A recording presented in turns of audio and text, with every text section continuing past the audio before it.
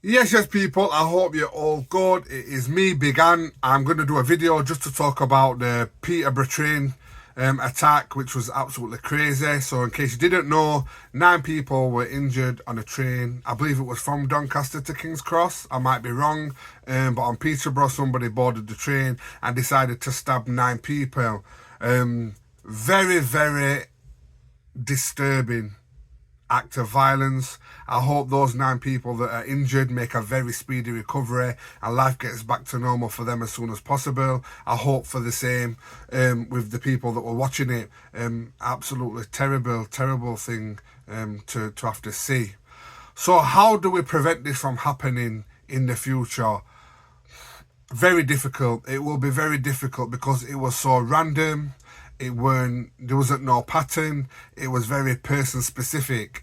But in those cases, what you would need to do is the police would need to act upon any intel that they get, phone calls or 999 calls, anything like that, and try and piece together somebody's actions and make sure that the correct agencies are involved as well. So it's not just the police's issue. It's a multi-agency kind of thing. From what I've heard, he did show signs of potentially having a breakdown or hurting people. I saw the video in the barbershop. It was clear to see that the man needed some sort of help. Unfortunately, he didn't get it and he went on to stab 9 people. So I think a more proactive approach, looking at triggers, looking at warning signs to try and make sure if somebody that you know is acting a certain way, that they get the help they need to prevent something like this from happening. So the next thing is, well, what do you do if you're in that situation? I think because I've got a security background and I'm very aware, I can talk a bit about this. So what I do when I go, if I go onto a train, if I go anywhere, I always know my primary exit route and my secondary. That means the first way to get out, and if something's happening on that first way, the second way. I always like to have them different, because if your primary one's blocked and you have to get through your primary to go to your secondary route, then it's a bit, you're buggered basically. So I always have a primary, secondary. I always pay attention to noises that aren't usual. Banging, screaming, arguments, you know. If 2 people are arguing, I always have a look.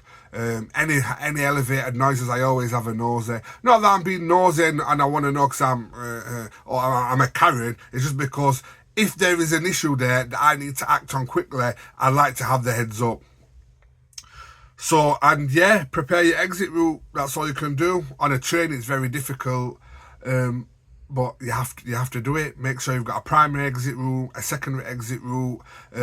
If it's knife crime, make sure that you do all you can to get a physical barrier between you and the person holding the knife, whether that be a door, a wall, a piece of glass, whatever it is. Just get that between you and the person with the knife. If not, just try and stay arm's length away from them, because then that'll reduce the likelihood of you being stabbed.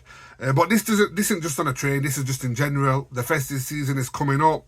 You know, acts like this and more so terrorist acts are more likely during this season. So if you're going somewhere compact and busy, just make sure you know.